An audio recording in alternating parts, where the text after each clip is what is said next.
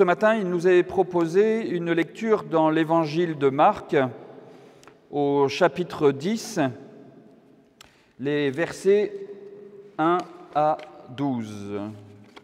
Oui, c'est ça, 1 à 12.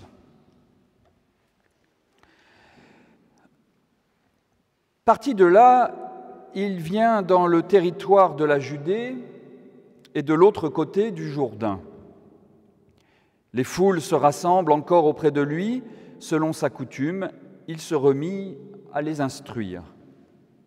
Des pharisiens vinrent lui demander, pour le mettre à l'épreuve, s'il est permis à un mari de répudier sa femme. Il leur répondit, « Que vous a commandé Moïse ?» Moïse, dirent-ils, a permis d'écrire une attestation de rupture et de répudier.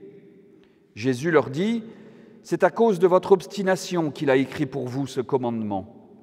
Mais au commencement de la création, Dieu les fit hommes et femmes. C'est pourquoi l'homme quittera son père et sa mère et s'attachera à sa femme. Et les deux seront une seule chair. Ainsi, ils ne sont plus deux, mais une seule chair. Que l'homme ne sépare donc pas ce que Dieu a uni. » Lorsqu'ils furent à la maison, les disciples, à leur tour, se mirent à l'interroger à ce sujet.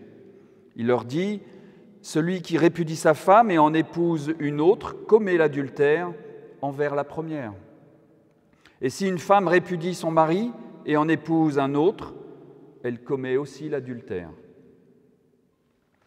Seigneur, ta parole est une lampe à mes pieds, une lumière sur mon sentier. Amen.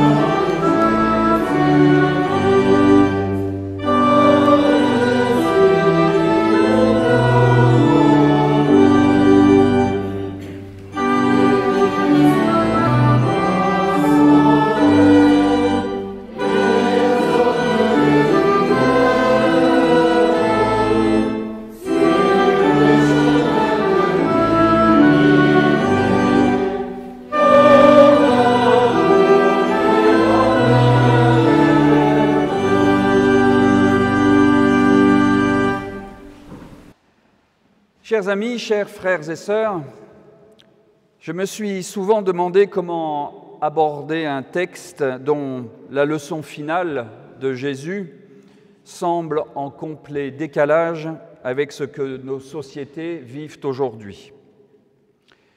Je ne sais pas ce que vous en pensez, mais c'est un enseignement difficile à entendre, surtout si l'on a été confronté de près ou de loin à la séparation de couples. Aujourd'hui, en France, près d'un mariage sur deux se termine par un divorce. Est-ce pour autant que cet enseignement de Jésus est obsolète? Ou pour poser la question autrement, en quoi cet enseignement de Jésus est-il encore d'actualité et peut-il nous ouvrir à une bonne nouvelle?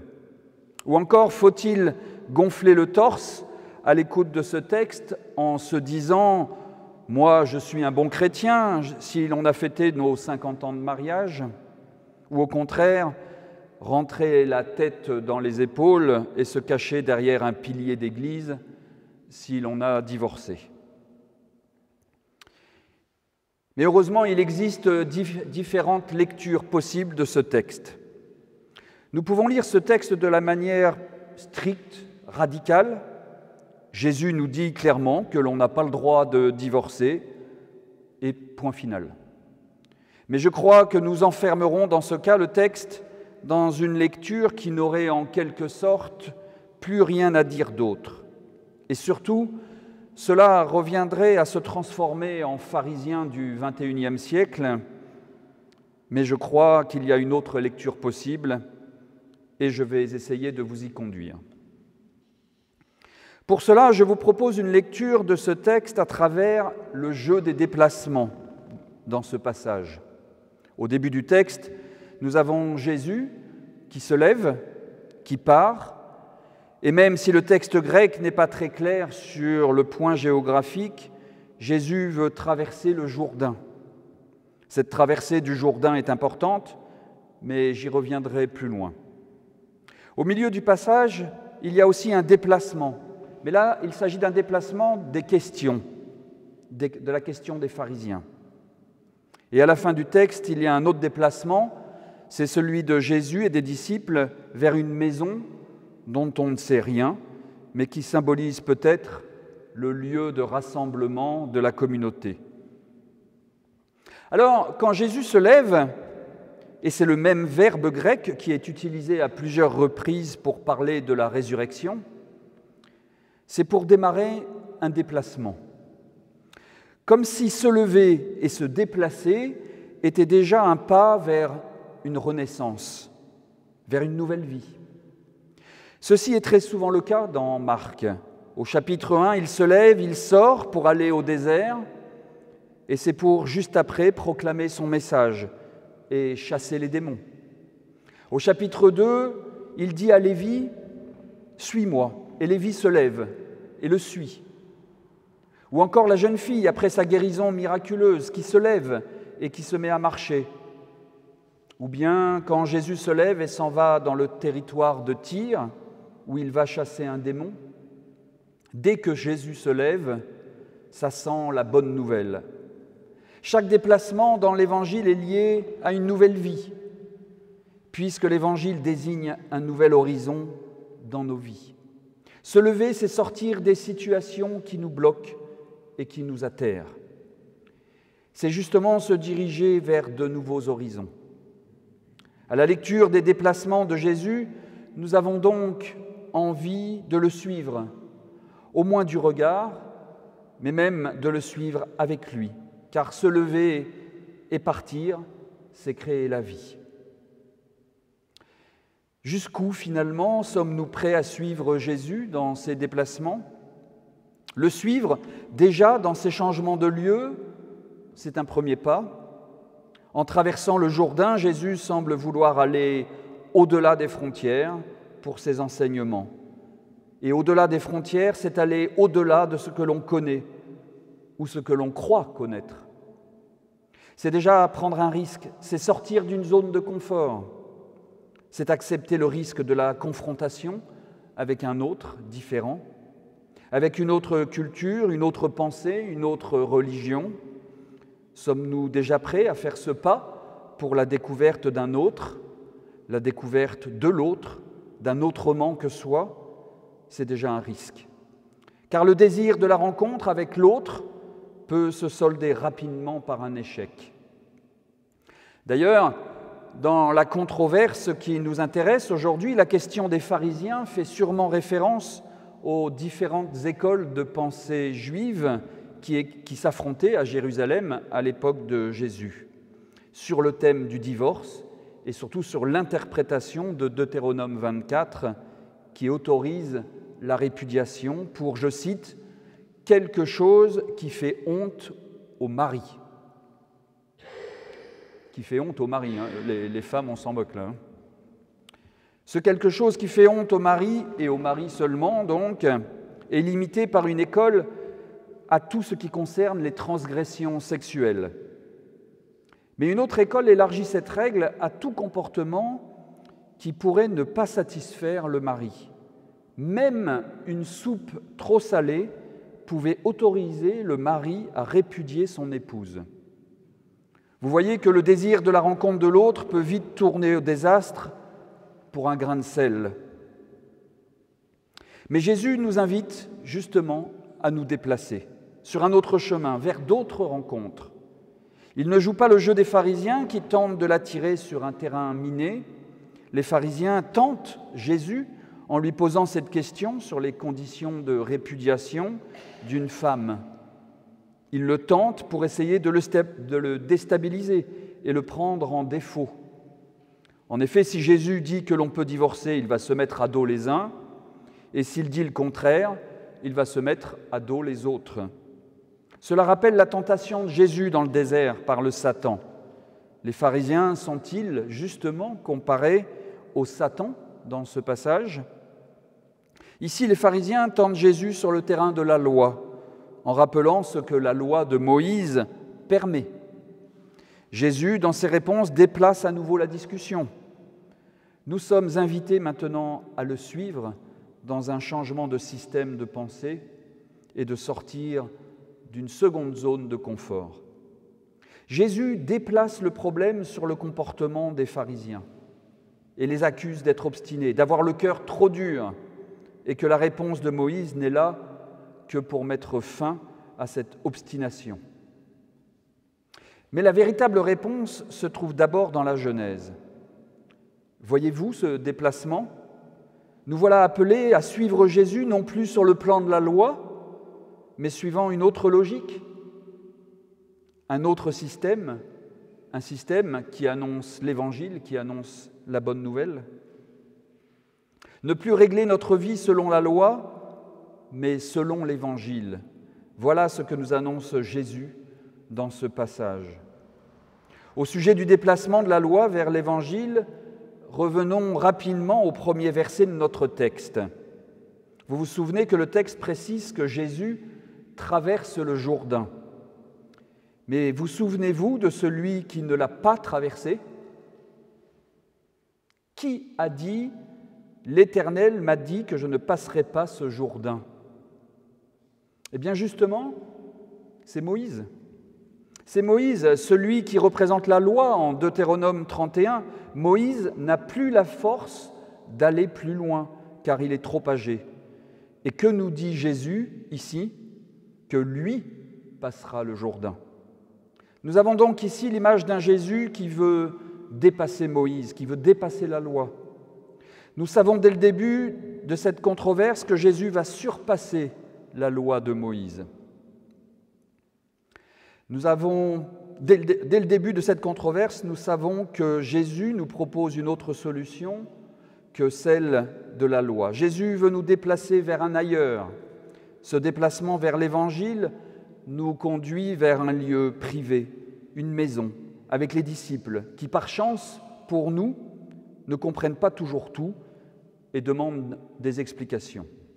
Alors que les pharisiens ne s'intéressaient qu'au cas où l'homme peut répudier sa femme, dès que Jésus parle, les barrières tombent et les hiérarchies traditionnelles se renversent. La réponse de Jésus garantit les mêmes droits et devoirs à la femme comme à l'homme. Elle redresse l'individu, l'homme et la femme, devant et face à Dieu et affirme une reconnaissance mutuelle sous le signe de l'égalité. En affirmant ainsi que l'homme et la femme, en se libérant de l'un ou l'autre, commet un adultère, Jésus affirme aussi que devant Dieu, ils sont ainsi reconnus et acceptés, chacun dans sa singularité, de leur propre histoire. Ce chemin nous a conduit d'un système de pensée à un autre système de pensée. L'Évangile nous appelle aujourd'hui à déplacer nos repères de vie. Accepter de suivre Jésus dans ses déplacements, ce n'est pas seulement tracer une ligne sur une carte géographique selon ses déplacements en Galilée et vers Jérusalem. Sortons de notre aveuglement, comme cet aveugle Bartimée, un peu plus loin dans le même chapitre, que Jésus appelle et à qui il ordonne « Courage, lève-toi » et après lui avoir rendu la vue, il lui dit « Va ». La guérison de Bartimée n'est pas seulement de retrouver la vue, mais d'être rendu capable de se déplacer. Suivre Jésus, c'est aussi accepter à chaque instant de voir et d'être remis en question dans nos zones de confort que l'on croit justes et utiles, parce qu'elles sont conformes à une loi. Soyons prêts à être bousculés, interpellés comme Jésus l'a été sans arrêt par les questions des foules, des pharisiens et des disciples. En traversant les frontières de nos zones de confort, nous prenons le risque évident d'être déstabilisés par une question ou par une réponse. Mais c'est parce que nous serons déstabilisés, un peu comme Jacob, qui ressort boiteux, à vie, de son combat nocturne avec cet inconnu. C'est seulement à ce prix que nous serons nous-mêmes un autre. C'est parce que nous serons déstabilisés que nous pourrons nous inscrire sur une nouvelle identité et recommencer une nouvelle vie avec la trace de notre histoire passée. Alors bien sûr qu'il y a des rencontres et des événements que nous aurions aimé éviter, bien sûr, mais qu'on le veuille ou non, des pharisiens du XXIe siècle sont sur notre chemin. Des questions de société se poseront toujours. Le divorce, la bénédiction des couples homosexuels, la PMA, la GPA, etc. Et des questions tout simplement liées aux relations humaines se poseront toujours dans les groupes d'êtres humains que nous sommes. Et les lois ne permettront pas toujours d'y répondre clairement. Alors, si nous ne nous déplaçons pas, si nous ne changeons pas nos références et nos points de repère, nous resterons frileusement focalisés sur ce que la loi nous autorise ou ne nous autorise pas à faire ou à dire. À la lecture de ce passage, l'enjeu n'est pas de prendre position sur la réponse finale de Jésus, qui répond probablement à un problème particulier de l'Église des auditeurs de Marc. Nous sommes invités à nous déplacer pour ne pas chercher à justifier ou non la réponse finale de Jésus. Si nous ne le faisons pas, on se retrouverait exactement dans la même position que les pharisiens à vouloir justifier ou légiférer une question de société à l'aide d'un verset biblique. Nous serions obligés de prendre position sur cette question du divorce et dire « oui, Jésus a raison ». Mais l'enjeu est tout autre. Ce texte nous apprend qu'il y a un déplacement à mettre en œuvre dans notre intimité, comme l'intimité de cette maison où Jésus emmène ses disciples. Ce déplacement demande du courage à cause du risque qu'il comporte, mais ce courage, s'il puise sa force dans les racines de l'Évangile et dans sa relation à Dieu, nous permettra de proposer des solutions inattendues, hors normes, dans le sens où elles ne suivront pas le courant traditionnel, le courant normal des choses, comme cette réponse que donne Jésus à ses disciples à la fin de notre passage. C'est en s'appuyant sur cette rencontre unique et personnelle avec Dieu que Jésus peut faire référence à la Genèse et surpasser ainsi la loi de Moïse, en rappelant que l'homme et la femme ne seront plus deux, mais une seule chair. Le véritable voyage de découverte ne consiste pas à chercher de nouveaux paysages, mais à voir de nouveaux yeux, disait Marcel Proust. Faisons nous aussi ce voyage intérieur qui nous efforcera de poser un regard nouveau sur les questions de société. Prenons nous aussi le chemin de cette rencontre personnelle avec Dieu. Retrouvons la vue, passons des ténèbres à la lumière, ayons le courage de nous lever, de partir, de nous déplacer et de prendre appui sur l'Évangile dans nos choix et nos décisions. Amen.